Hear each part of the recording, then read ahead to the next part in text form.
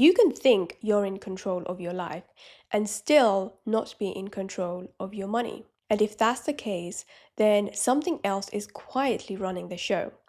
Because money isn't just shmoney, money is permission, money is power, money is who gets to decide what's possible and what isn't. So if you've ever felt stuck, dependent, guilty when you spend, scared to earn more, hesitant to move forward, or weirdly relieved letting someone else handle things for you, this video is going to land. Today we're talking about one simple but uncomfortable question.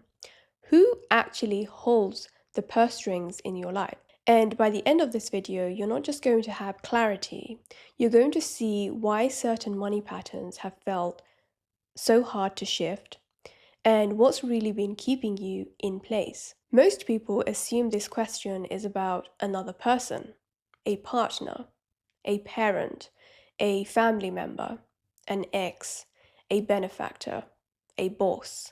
But here's the thing, even when money appears to be controlled by someone else, the deeper control usually isn't.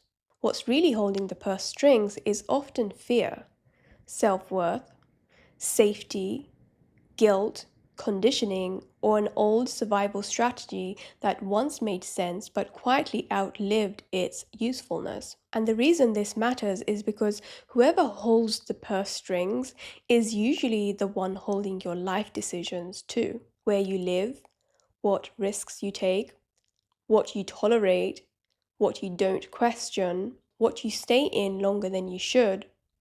So let's slow this down and actually look at it. I want you to start noticing something as we go through this, not judging, not fixing, just noticing. Because awareness comes before power. Ask yourself, do you need to consult someone else for approval or permission before making a big purchase? And if you do, is that consultation mutual? Or is it one directional? Does the same person check with you when they make financial decisions that affect both of you? Or does your role quietly become adapt, accept, accommodate? Another one, who controls your bank account? Not who earns the shmoney, who controls it? Who decides what's reasonable, what's excessive, what's allowed? Who pays the household bills? And more importantly, who decides how money gets allocated? Is there anyone other than you who has a direct stake in your finances? And if there is, do you feel supported by that or subtly managed?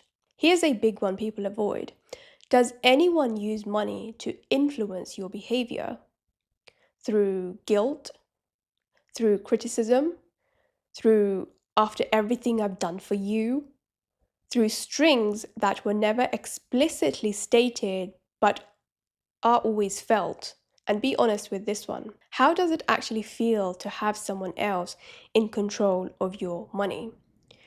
Does it make you feel safe or small, relieved or quietly trapped?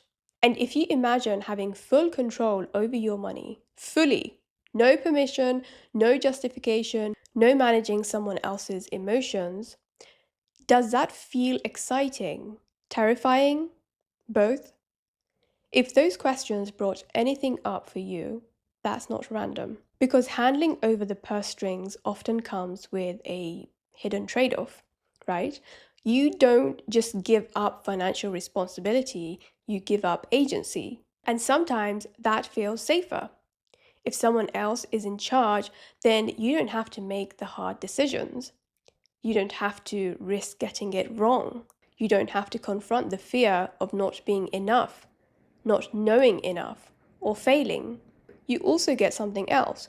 You get to stay a little smaller, a little less exposed, a little less accountable for your own desires. And that can feel very comfortable to a nervous system that learned early on that safety came from dependence, but the cost is quiet. because over time, that position becomes the victim position, not always dramatically, often subtly. You start shaping your life around what feels financially allowed. You delay your own dreams. You second guess your instincts. You feel guilty wanting more. You stop trusting yourself. And then money starts feeling loaded, manipulative, heavy, emotional. Here's something important.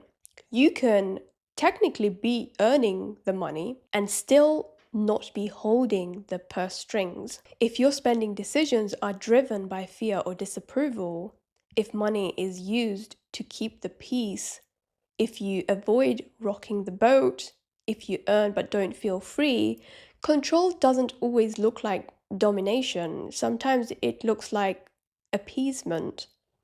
And sometimes the person holding the purse strings isn't a person at all. Sometimes it's the past.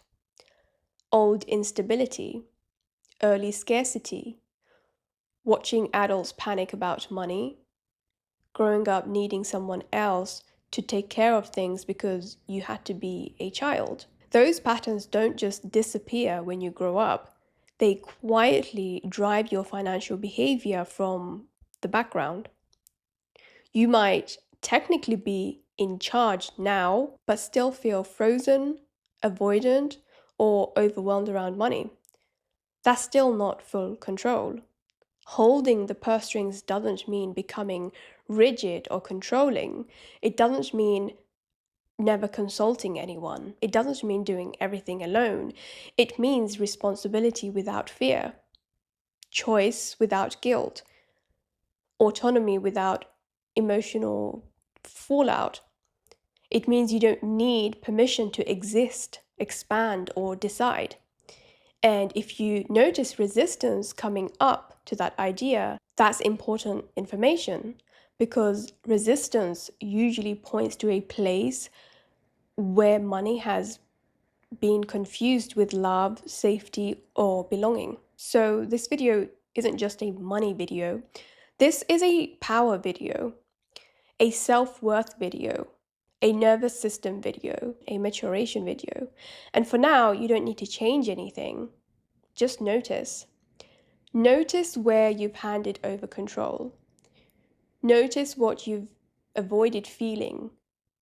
Notice what safety has been costing you, because clarity always comes before change. And once you can see who's holding the purse strings, you're already closer to taking them back. If this landed, sit with it, journal on those questions, let your body respond, not your mind. And if you're ready to go deeper into why this pattern formed in the first place, that's the real work. But this is the doorway. And if you want to know how your money blocks and money beliefs are subconsciously repelling wealth, take my free money wound quiz. It will reveal to you exactly what money belief, money shadow belief, is repelling money. And thank you so much for watching, sending you love, and I will see you in a jiffy.